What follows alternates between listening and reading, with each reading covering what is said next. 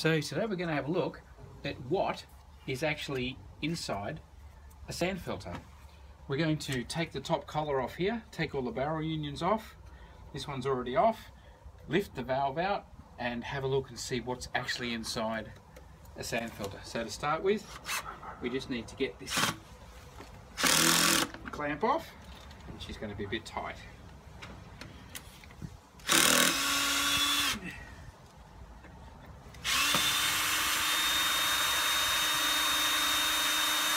Electric drill is good for these. They can have some very long screws on them. That one's not so tight.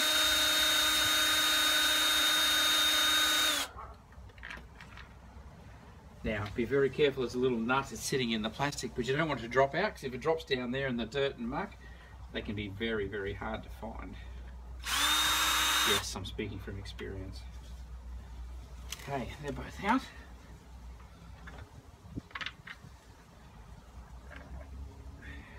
And stainless steel screws.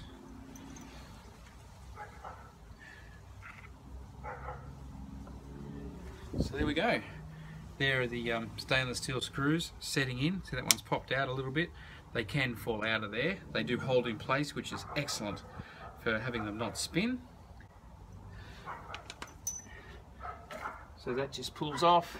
It has tapered sections here, so the tighter you pull the clamp, you can see the taper on it here, the tighter you pull the clamp in, the more it closes the things together. And there's an O-ring in here between these two sealing faces, so it squeezes it down on the O-ring, and that's what gives you the good seal, even though there's so much pressure inside.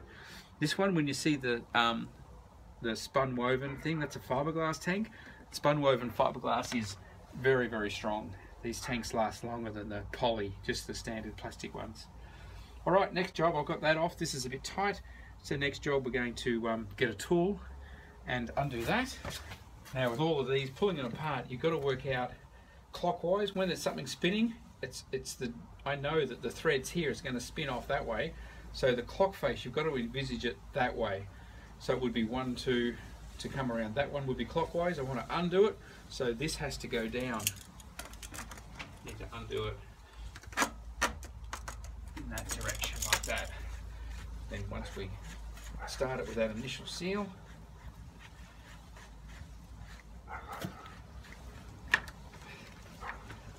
then that one's off as well. Then it's that simple. We are now inside. This is the disperser. These little white dots are like a pool toy or something they've had in there. This is the disperser. If you look at my how does a multi-port valve work, or how to backwash a filter, when the water comes into the top, it hits this here and it disperses the water out through all the holes, so it spreads evenly over the surface of the sand. And then the center pipe, and you see the top of it there, connects here with an O-ring, so that the water can go down for backwashing and back up for normal filtration. Okay, what's inside? That's what's inside. Now it's going to look pretty black down there, because just there you can see the sand. So we can get the... No, that's reflection. There, you can see the sand in there. And there's just a bed of sand that the water filters through, and then down to plastic finger strainers, which are slotted strainers that the slots will let the water through, but they won't let the sand through, and that's how the sand stays in your sand filter. So not complicated inside, just a central plumbing piece. You can't be rough with that because of all the little plastic fingers that are attached to it. You'll break them off if you get too rough with it. But that's it. That's what's inside a sand filter.